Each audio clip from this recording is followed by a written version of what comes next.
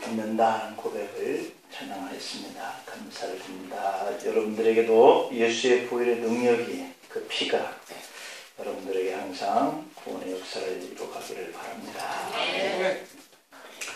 오늘은 의심과 믿음에 대한 내용의 말씀을 같이 생각해 보겠습니다.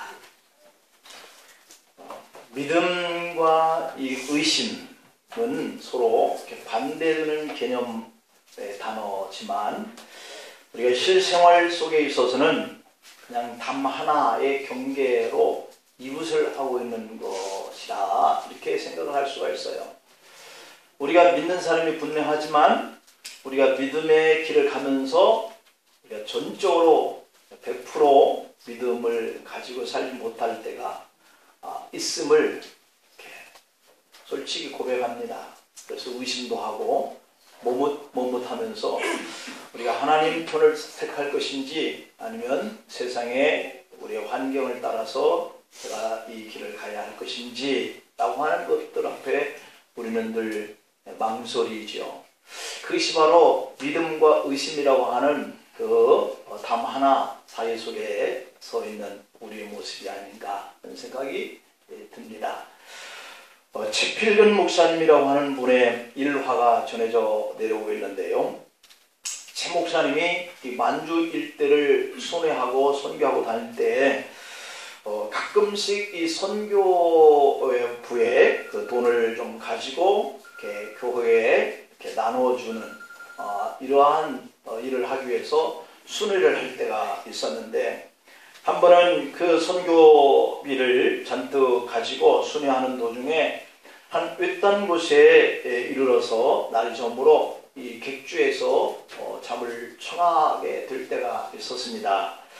그런데 손님들이 하도 많다 보니까 한 사람이 한 방치 이렇게 들어갈 수가 없게 되어서 피치 못해서 두 사람씩 함께 묵어야 했는데, 이 두 사람이 서로 다른 사람이고 알지 못하는 사람이고, 그런데 최 목사님에게는 선교비가 잔뜩 있어서 이게 잠이 오지를 않는 거예요.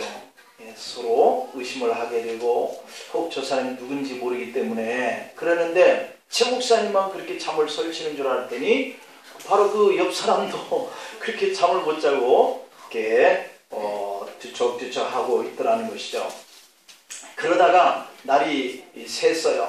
아침이 되니 그와 함께 묵었던 이 사람하고 같이 겸상을 하게 되었다라고 하는 겁니다.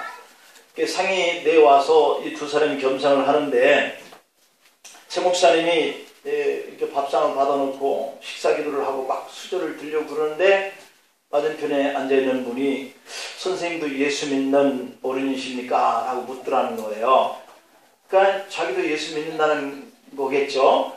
최 목사님은 네, 저는 최필근 목사입니다 라고 소개를 했더니, 그러자 그 사람이 깜짝 놀라면서 저는 모모 교회에 다니는 장로입니다 라고 하면서 인사를 하더라는 거죠. 하나님은 가장 믿을 수 있는 사람끼리 방을 사용하도록 배려를 한 것인데, 우리 사람들은 서로 알지 못하니까 의심 때문에 밤잠을 불편하게 보냈고 상대방을 의심하는 주의를 범하면서 밤을 지새웠다라고 하는 그런 일화예요. 의심이라고 하는 것이 이렇게 상대방이 내 돈을 훔쳐가지는 않을까 하는 것 때문에 잠을 못 자게 만드는 이런 일들을 우리 일상에서 나타나게 하고 있는 것이죠. 그래서 이 의심은 밥상머리에서 서로 믿는 사람이라는 것을 확인한 이후에야 마음이 이렇게 놓여지는 이런 거기 때문에, 그 의심과 그리고 이 믿음이라고 하는 것은 정말 담 하나 사이에 이렇게 가로놓여 있는 이런 삶의 모습으로 우리가 살아가고 있다라고 하는 겁니다.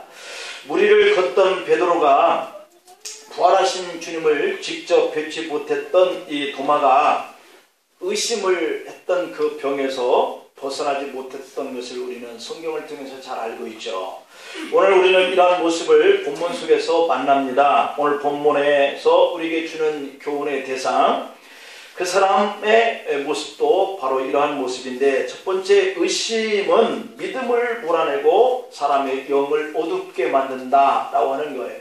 그래서 저와 여러분들이 뭔가에 올돌하게 해야 하는 일들을 이렇게 생각하다가 뭔가 의심스러운 이런 부분 때문에 고민하게 되어지는 거죠. 그렇게 고민하게 될 때는 정말 우리의 마음의 영이 어두워지는 것을 이렇게 경험하게 돼요. 성경에는 하나님으로부터 의인으로 인정받는 사람들이 참 많이 나오죠. 그 중에서 구약시대를 마감하고 신약의 시대를 여는 이 과도기 때에, 암흑기 때에, 그때에 그 한 인물이었던 사람이 바로 이 사가랴라고 하는 사람이죠. 이분은 세례 요한의 아버지이자 오늘의 주인공인데요. 이 사가랴는 그의 아내인 엘리사벳과의 사이 속에서 자녀가 없었다라고 하는 거예요. 사가랴는 삶의 환경이 그리 좋은 편은 아니었음에도 불구하고 하나님 앞에서 흠이 없는 믿음 생활하는 제사장이었어요. 그의 경건한 신앙을 보신 하나님은 사가랴를 역사의 큰 획을 걷는 아주 위대한 그러한 일에 사용을 하시는데, 바로 예수님이 오시기 전 6개월에 전에 이 아들을 낳아서 그 오실 이에 대한 증거자로 이렇게 아들을 보내주시는 그 가정이었죠. 하지만 하나님께 의인으로 인정받았던 이 사가랴도 의심병에서 예외가 되지 못했다라고 하는 것을 성경에 기록하고 있습니다. 그 당시에 자식이 없었다라고 하는 것은 하나님께 조절받은 것이다 라고 이렇게 치부를 하던 그런 시대였기 때문에 사가랴에게 자녀가 없다라고 하는 것은 정말 심각한 일이었죠. 제사장이고 제사장의 가문을 이어가야 할 그런 자녀가 없다라고 하는 것은 제사장이 하나님 앞에 저주를 받았다라고 하는 이런 인식을 갖게 되기 때문에 상당히 심각한 문제였던 거예요. 심지어는 자녀의 다산 여부가 곧 하나님의 축복이다라고 하는 여부를 가늠하는 하나의 잣대가 되는 그런 시대였기 때문에 이런 가정에서 자녀가 없다라고 하는 거, 이것은 대단히 근심거리였죠. 이 사가랴 부부의 근심이 이렇게 깊은 것은 그들이 더 이상 자녀를 낳을 수 없는 나이대에 이르렀다라고 하는 것이 더 큰 문제인 거예요. 자녀가 없다고 하는 것은 그 시대에 하나님께 저주받았나? 그런데 내가 제사장인데 제사장이 저주를 받은 자가 하나님의 이 제사일을 대응을 한다라고 하는 이런 것도 큰 문제고, 그런 가운데에 그들이 나이가 많아졌다라고 하는 것은 더 근심된 일인 거죠. 그래서 인간적인 모든 소망이 사라지는 때에 이 가정이, 환경이 이렇게 오늘 본문에 기록되어 있는 내용이에요. 아무리 믿음의 사람이라 할지라도 인간적인 소망이라고 하는 것이 그런 거잖아요. 우리가 또 한 주간 내일부터 시작이 월요일부터 진행될 때에 일터에 나가는데, 그 일터에 나갈 때에 일이 잘 되어져야 그것이 곧 우리에게 소망인 것처럼 생각되어져서 믿음 생활하는 이 일에도 훨씬 기쁨으로 우리가 믿음의 길을 갈 수 있잖아요. 아무리 우리가 영적으로 하나님의 자녀고 구원받은 자녀가 죽으면 천국에 간다라고 하는 이런 소망을 붙들고 믿음 생활을 할지라도 우리에게 보여지는 이 인간적인 소망, 이런 것들이 큰 몫을 이렇게 감당할 수 있도록 믿음의 길에서도 그러한 몫을 감당하게 하는 이 사실을 우리는 부인할 수가 없죠. 그런데 바로 이 사가랴의 가정 안에 자녀가 대를 이어서 이 제사장 계열의 일을 해야 할 이러한 소망이 없다라고 한다는 것이 이 사가랴와 엘리사벳의 큰 고민거리고 근심이었어요. 사가랴는 제사장 가문이었고, 그 제사장 가문에는 그 아들이 있고 그 또 아들이 계속해서 제사장으로서의 대를 이어가는 그런 시대였죠. 그런데 이 대가 끊어지게 되는 것이 마음이 심히 아팠을 거예요. 이제 제사장이라고 하는 이 성스러운 직임도 자신에 대해서 끝나야 한다는 것이 사실 그의 마음의 큰 부담이었습니다. 인간적인 면에서 볼 때는 그가 이 문제로 인해서 하나님의 일을 하는 데에 큰 부담으로, 큰 근심으로, 큰 소망이 되지 아니하는 이런 일들로 충분히 그를 힘들게 했다라고 하는 것이 우리가 이해가 되죠. 하지만 경건한 의인으로 인정받았던 믿음의 사람인 이 사가랴가 왜 하나님의 능력을 신뢰하지 못했을까라고 하는 것이 오늘 그가 가지고 있는 의심의 문제고, 그가 가지고 있는 이 의심의 문제가 곧 우리들이 가지고 있는 의심의 문제다. 그것을 어떻게 해결하는가 하는 것이 오늘 우리가 마음속에 새길 교훈의 메시지예요. 사가랴는 자녀를 얻는 일로 하나님께 참 많은 기도를 했던 사람이고 엘리사벳도 그랬다라고 성경이 밝히고 있죠. 오늘 본문 누가복음 본문 아래에 9절과 10절 내용을 한번 보면은 그렇게 기록되어 있어요. 제사장의 전례를 따라 제비를 뽑아 주의 성전에 들어가 분향하고 모든 백성은 그 분향하는 시간에 밖에서 기도하더니 라고 이렇게 드러내고 있죠.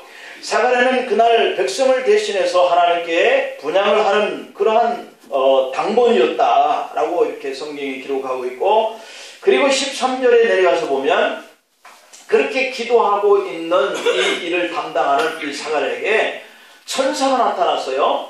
13절에 봅니다. 천사가 그에게 이르되 사가랴여 무서워하지 말라. 너의 간구함이 들리니라. 네 아내 엘리사벳이 네게 아들을 낳아 주리니 그 이름을 요한이라 하라. 기도하는 자에게 응답하시는 하나님의 역사가 나타난 줄 믿습니다. 저와 여러분들도 하나님 앞에 그런 소망을 가지고 기도하는 거죠. 그러면 주께서 주시는 음성을 듣고 우리가 소망을 갖게 되는 거죠. 그런데 오늘 이렇게 천사가 하나님이 주시는 응답을 가지고 사가랴에게 선포를 하고 음성을 들려줬단 말이에요. 자, 그렇다고 한다면 소망이 생겼으니까 힘을 낼 수 있고 기뻐하고 즐거울 일인데 그렇지 못한 이 사가랴의 모습을 봅니다. 하나님께 자식을 원하고 기도하던 이 사가랴가 기도를 받으신 하나님이 보낸 천사의 응답을 들었음에도 불구하고 왜 사가랴가 하나님을 신뢰하지 못했을까? 라고 하는 것이 저와 여러분들의 문제인 거예요. 분명히 하나님께서 응답도 주셨고 내가 기도하던 끝에 받은 응답 때문에 분명히 소망이 생겨서 기뻐해야 할 일인데 그렇지 못할까? 왜 그렇지 못할까? 이것은 사가랴가 처하고 있는, 사가랴가 보고 있는, 사가랴의 경험 속에서 지식 속에서 생각하는 그 환경에 집착했기 때문인 줄 믿습니다. 여러분, 하나님의 음성과 하나님의 약속의 말씀보다도 내가 집착하고 있는 이 환경이 나를 두르고 있는 이 문제가 하나님의 음성보다 더 크게 생각하지 않기를 축복합니다. 그것이 바로 이 사가랴의 문제예요. 우리의 문제인 거예요. 하나님이 아무리 약속하고 음성을 들려주고 그 기도의 응답을 주셨어도 내가 생각하고 있는 이 환경이 바꿔지지 않는 거예요. 내가 눈에 보여지고 늘리고 있는 이 문제가 나를 아직도 짓누르는 그 힘이 벗어나지 못하는 거예요. 그래서 사람의 이성, 사람의 경험, 사람의 지식 이런 것들이 아직도 내 마음 안에 눌려져 있는 상태로 집착하고 있었기 때문이다 라고 하는 것을 우리가 깨달을 수 있어요. 사가랴는 자신의 기도에 대한 응답을 전하는 천사에게 오늘 본문 18절 19절에 이하에 보면 이렇게 기록되어 있어요. 18절 19절에 한번 볼까요? 사가랴가 천사에게 이르되, 천사가 전해주는 그 응답을 듣고 사가랴가 하는 말이죠. 내가 이것을 어떻게 알리오? 내가 늙고 아내도 나이가 많으니이다. 천사가 대답하여 이르되 나는 하나님 앞에 서 있는 가브리엘이라. 이 좋은 소식을 전하여 네게 말하라고 보내심을 받았노라. 이렇게 말씀하고 있죠. 사가랴는 인간 사회 속에서 자신이 경험된 그 삶 속에서 늙어지면 아이를 낳을 수 없다라고 하는 이 불신적인 답변을 하고 있는 것을 볼 수 있어요. 우리가 나이가 많이 들어서 늙어지면 할 수 없다라고 생각하는 부분이 우리 가슴 속에 눌려지고 있는, 우리 머릿속에 생각되어지고 있는 것들이 참 많이 있어요. 왜? 우리가 지금까지 살면서 그것이 내 삶 속에 이렇게 학습되어져 왔기 때문이에요. 그 학습되어진 것에서 우리가 하나님의 말씀과 그 약속을 붙들고 벗어날 수 있는 것이 믿음인 줄 믿습니다. 그런데 이것을 못 벗어나면 의심인 거예요. 여러분, 인간적인 환경에서 살다 보니까 사람들이 경험한 한계를 가지고 하나님의 말씀이지만 불신하는 거예요. 안 믿어지는 거예요. 그런데 분명한 우리가 기억할 것은 인간적인 일에 집착하는 것은 하나님의 능력을 등지는 것인 줄로 믿기를 바랍니다. 하나님의 약속이 내게서 실현되어지지 못하게 되는 것은 내가 생각하는 지식과 경험들, 인간적인 환경들 이런 것들이 너무 크면 하나님의 약속을 못 믿는 거예요. 환경을 초월한 믿음의 아브라함으로 하여금 이삭을 얻게 했다라고 하는 것을 사가랴인들 몰랐겠어요? 오늘 우리가 성경 66권을 늘 묵상하고 읽고 매번 설교를 통해서 듣기도 하고 그러는 삶을 살고 있으면서도 내 삶 속에 밀려오는 이 환경에 눌리는 것들은 이 말씀이 그럼에도 불구하고 아무 의미가 없고요. 잘 적용이 안 되고 안 믿어지는 이러한 때가 참 많이 있어요. 그것이 바로 오늘 이 사가랴가 의심하고 있는 문제예요. 바로 그것은 우리의 문제인 거예요. 하지만 우리는 늘 이렇게 하나님 말씀을 의심하고 또 늘 이렇게 사람들의 환경을 집착하고 살아가고 있어요. 그러나 분명한 것은 이렇게 사람들의 환경과 경험된 것에 집착하면 우리의 마음의 영이 우리가 하나님의 말씀을 믿는 그 믿음이 자꾸 어두워진다라고 하는 것을 교훈하고 있는 메시지를 늘 마음속에 생각할 수 있기를 축복합니다. 두 번째로는 그러면 이렇게 의심하는 것이 그 사람을 어떻게 만드느냐라고 하는 것에 대한 교훈이에요. 우리가 늘 의심하면서 살아가고 있는 이 문제가 나를 어떤 방향으로 나가게 하느냐 하는 문제거든요. 오늘 본문 아래에 이어지는 20절 말씀을 볼까요? 보라, 이 일이 되는 날까지 네가 말 못하는 자가 되어 능히 말을 못하리니 이는 네가 내 말을 믿지 아니함이거니와 때가 이르면 내 말이 이루어지리라. 네가 내가 전하는 하나님의 이 말씀을 네가 생각하는 그 세상에 집착하는 그 환경, 그러한 경험된 지식이 너를 하나님의 말씀을 믿을 수 없도록 만들었으니 그러나 하나님이 어떻게 그 일을 이루는가를 네가 볼 것이지만은 그러나 네가 말 못하는 자가 될 것이다 라고 하는 이 말씀을 우리가 보면서 참 생각하는 것들이 많아집니다. 제사장들은 가문을 따라서 24반차로 나누어가지고 돌아가면서 순번제로 백성들의 제사와 기도하는 일을 직전을 했거든요. 마침 그날은 사가랴의 가문이 분향할 차례가 되어서 백성들과 함께 분향하고 기도하고 그랬어요. 근데 이 사가랴가 분향하던 도중에 가브리엘 천사가 그에게 와서 응답을 주거든요. 천사는 사가랴에게 아내인 엘리사벳이 잉태할 것이다 라고 하는 이 사실을 전합니다. 그러나 사가랴는 그 말을 믿을 수가 없어서 의심이 생깁니다.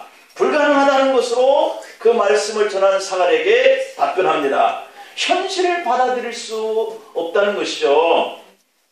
여러분, 이미 사가랴의 생각에는 자기 자신도 그리고 그의 아내까지도 아이를 잉태할 만한 나이가 지났다라고 하는 생각이 하나님 말씀을 받아들일 수 없게 했어요. 히브리서 11장 1절과 2절에 보면 그럼에도 불구하고 믿음은 바라는 것들의 실상이다. 바라는 것들이 이루어진다 그 말이에요. 무엇을 바라느냐에 따라서 그것이 이루어진다는 거예요.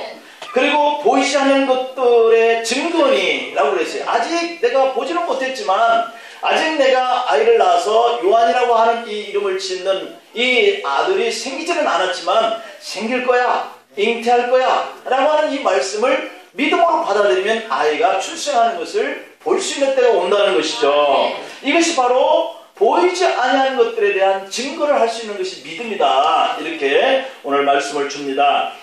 다시 말하면 이 믿음은 내가 생각하고 있는 이런 환경에 내가 기억하고 경험하고 지식되어진 것들을 초월할 수 있는 것이 믿음인 거예요. 그래서 믿음의 선배들이 우리에게 그 믿음을 보여줬다는 겁니다. 히브리서 11장 4절에 보니까 이러한 믿음을 보여준 인물을 기록하고 있는데 믿음으로 아벨은 가인보다 더 나은 제사를 하나님께 드림으로 의로운 자라 인정을 받았다는 것을 증거했다 이렇게 기록하고 있고요. 히브리서 11장 5절에 보면 믿음으로 에녹은 죽음을 보지 않고 옮겨졌으니 하나님의 그를 옮기심으로 다시 보이지 아니했다 라고 이렇게 증거하고 있고요. 히브리서 11장 7절에 보면 믿음으로 노아는 아직 보이지 않는 일에 경고하신 그 일을 붙들고 그가 방주를 만들어서 그 집이 구원받았으니 이로 말미암아 세상을 정죄하고 믿음을 따르는 의의 상속자가 되었다 이렇게 말씀하죠. 히브리서 11장 8절에 보면 믿음으로 아브라함은 부르심을 받았을 때에 순종하여서 장래에 유업으로 받을 땅에 나갈새 갈 바를 알지 못하고 나갔다라고 말씀합니다. 하나님이 가라 하시니까 그 길이 어떤 길인지 모르고 그냥 간 것이 그게 믿음의 증거였다라고 하는 거예요. 이런 믿음의 증인들을 보면 도저히 인간의 경험은 되어지지 않는 거, 경험으로 생각할 수 없는 거, 그런 일들을 믿음으로 보였다, 그런 얘기거든요. 예수님의 부활 사실을 보지 못하고 말로만 들었던 도마가 자기 눈으로 보고 자기 손으로 예수님의 그 옆구리와 손의 못자국을 감각적으로 만져본 다음에서야 믿겠다, 이렇게 고집을 부렸거든요. 이처럼 인간의 한계라고 하는 것은 환경에 갇혀져 있고 자기가 경험된 것에 집착하고 있고 자기가 지식된 것만 받아들이려고 하는 우리의 그러한 모습들, 이러한 것들에게 도마가 대표적인 사람이죠. 예수님은 그렇게 말씀하셨어요. 자신을 보여주고 만져보고 느껴보라 그랬어요. 그리고 예수님이 그에게 하신 말씀이 옆구리와 손에 못자국을 만져본 후에서야 너는 나를 믿느냐, 보지 못하고 믿는 자들은 더 복되다, 이렇게 말씀하셨거든요. 우리가 보이지는 환경이 나를 힘들게 하고 근심되게 하고 낙심하게 만들 겁니다. 그러나 주님이 함께 해주신다 말씀하셨으니 두려워 말라 하셨으니 그저 소망을 주님께 두고 두려워하지 않기를 축복합니다. 이게 믿음의 증거다 이랬어요. 다 같이 두려워하고 불안해하는 삶 속에 하나님이 함께 하시니까 너와 내가 함께 할 테니까 두려워 말라 말씀하신 그 말씀을 붙들고 나가는 것, 이게 믿음이에요. 인간의 환경을 초월하는 것이죠. 하나님의 말씀을 그대로 받아들이고 믿는 것이죠. 더 큰 믿음을 가지고 나가는 것이 바로 그들이 기적을 볼 수 있다라고 주님은 말씀해요. 이것을 예수님은 하나님을 믿지 않는 그러한 불신앙의 사람에 대한 교훈을 주었던 그런 메시지죠. 그래서 이러한 불신앙에는 인간적인 고통이 따르게 되는데요. 오늘 주인공 사가랴가 한시적이었지만 그 말씀을 믿지 못하니까 벙어리가 되었다라고 성경이 말씀하고 있죠. 도마는 하나님의 이러한 축복을 제한했었던 그러한 사람이죠. 모세는 자신에게 주어진 영광을 아론과 나눌 수밖에 없었죠. 결국 그로 인해서 통치적 권위와 또는 그 하나님의 역사를 약화시키면서 고통을 받았죠. 이렇게 하나님께서 주신 그 말씀을 그대로 믿지 못할 때 오는 그러한 일들이 이러한 믿음이 부족한 자들에게 일어난 고통이었어요. 그래서 하나님의 말씀을 의심하는 사람에게 우리의 삶 속에 손실이 오고 고통이 온다라고 하는 것을 여러분들이 기억할 수 있고 믿음의 자리에 견고하게 설 수 있기를 축복합니다. 마지막으로 믿음만이 의심을 몰아낸다라고 하는 거예요. 아까 믿음과 의심은 하나의 벽을 사이에 두고 있는 것과 같다라고 이렇게 얘기를 했는데, 그런데 믿음이 들어오면 의심이 물러가고 의심이 들어오면 믿음이 물러가는 거예요. 그러니 우리는 뭘 붙들어야 되겠어요? 믿음을 붙들어야 되겠죠. 오늘 누가복음 1장의 64절쯤 내려가 보면 우여곡절 끝에 아이가 출생을 하는데 그 후에 사가랴의 입이 열리고 혀가 풀리며 말을 하여 하나님을 찬송했다라고 그랬어요. 이가 비록 의심을 하여서 벙어리가 되었지만 이제 그 사건의 믿음을 하나님께서 아들이 태어남으로 인해서 보여주시면서 이 사가랴가 가지고 있었던 의심이 풀어지고 그리고 하나님을 찬송하는 역사가 일어나요. 그리고 67절과 69절에 보면 사가랴가 성령의 충만함을 받아서 예언하기 시작합니다. 하나님을 찬송하는 사가랴의 고백을 보니까 주 이스라엘의 하나님이여 그 백성을 돌보사 속량하시며 우리를 위하여 구원의 뿔을 그 종 다윗의 집에 일으키셨습니다 라고 고백을 하고 있어요. 이건 예언이거든요. 하나님께서 이스라엘에게 긍휼을 베푸셔서 조상들에게 약속하신 메시아를 보내주실 것에 대해서 찬양으로 예언하고 있는 것을 볼 수 있어요. 사가랴는 깨닫지 못할 때는 의심했었어요. 그 의심 때문에 그가 벙어리가 되는 고통을 만났어요. 그러나 이제라도 늦었지만 하나님이 자신에게 하신 역사를 바라보면서 예언하면서 그 하나님을 찬양하고 기뻐하는 모습을 봐요. 우리도 하나님을 믿으면서 내 경험 때문에 내 지식 때문에 내 환경 때문에 하나님의 역사와 그 기적을 제한시켜서 내게 고통이 오고 내 삶이 이렇게 기적을 체험하지 못하는 이런 삶에 있었다고 한다면 이제 그 마음속에 하나님을 믿는 믿음이 가득 차기를 축복합니다. 그래야만 이런 환경에 집착하지 않아요. 그래야만 그 환경 때문에 주님의 말씀을 믿지 못했다가 고통당하는 우리의 삶이 우리에게서 사라지는 거예요. 그러면 우리의 행동으로 하나님 능력을 작게 만들었다는 그 결과가 무엇인지 이것을 우리가 깨닫게 되는 거죠. 이런 의심에 빠지게 되면 믿지 못하는 만큼 고통을 당해요. 만약 스가랴가 천사 가브리엘이 전해주는 이 하나님의 응답의 말씀을 바로 그 순간 아멘이라고 했다면 그런 아픔을 겪지 않았을 줄로 믿습니다. 그러나 스가랴는 고통 후에 신속하게 그래도 믿음을 회복했다는 거예요. 자신에게 주신 약속의 말씀대로 아이를 보고 이스라엘 하나님의 백성을 돌보시는 이런 구원의 역사를 속량했다라고 예언을 하고 있어요.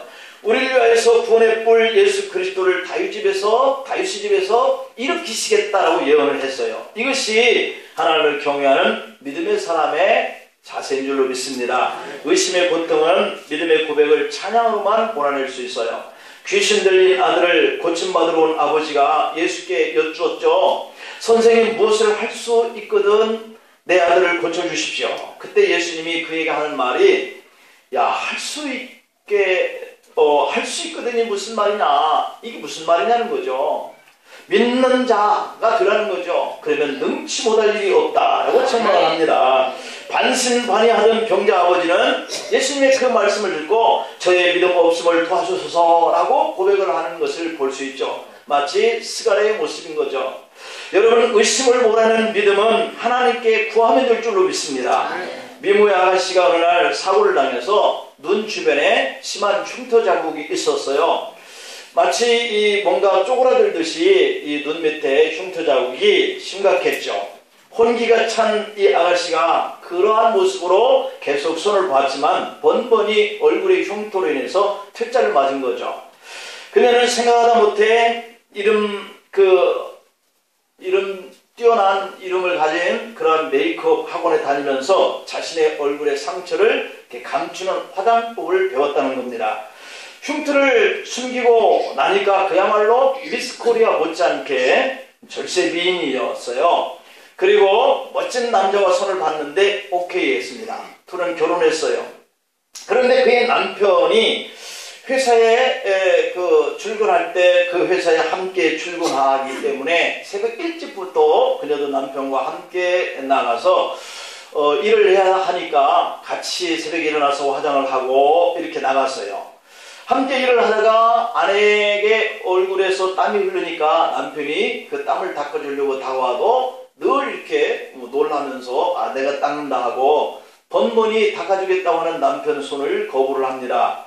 아내는 자기의 눈에 밑에 흉터가 있는 것이 들킬까봐 조심스럽게 자신의 눈에 땀 자국을 닦곤 해야 하기 때문에 남편의 손길을 거부했죠. 그러던 어느 날 비가 많이 퍼붓는데 우산을 준비하지 못해서 흠뻑 젖어버린 아내의 얼굴을 남편이 또 닦아주겠다고 다가옵니다. 잠시 머뭇거리던 아내가 생각해봅니다. 어차피 언젠가는 남편에게 들킬 걸 그냥 포기하고 맡기자 하는 생각을 가지고 얼굴을 남편 손길에 맡겼어요. 그런데요, 손수건을 꺼내던 남편은 눈 주위만 빼고 빗물들을 정성스럽게 닦아주는 거예요. 아내는 마음속에서 이거 눈 닦다가 자기가 들키면 어떨까 하는 의심 때문에 남편의 손길을 늘 피했었는데 이럴 줄 알았으면 그냥 닦아두라고 이렇게 할 걸 하고 안심하고 이렇게 숨을 이렇게 몰아쉬었다는 거예요. 그러나 남편은 이미 아내가 그러한 흉터 자국이 눈 주변에 있다라고 하는 것을 알고 있었다라고 하는 거죠.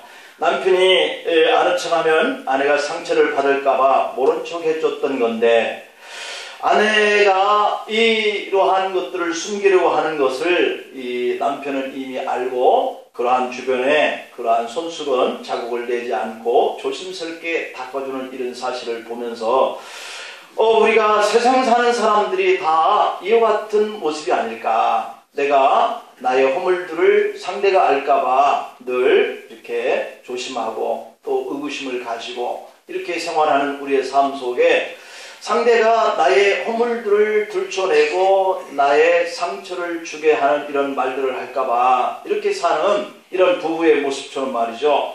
우리가 혹시라도 이런 허물들이 있다 할지라도 하나님께서는 이미 우리의 허물들을 다 알고 계시고 또한 우리가 약하다는 것을 알고 계시는 줄로 믿습니다.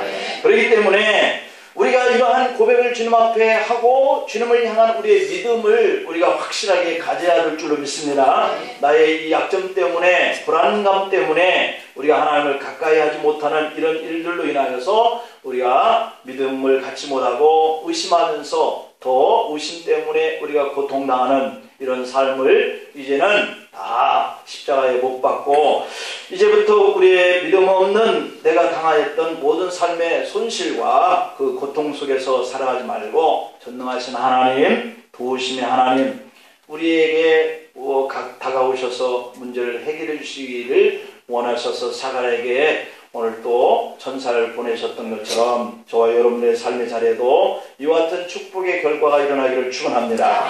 기도하시겠습니다.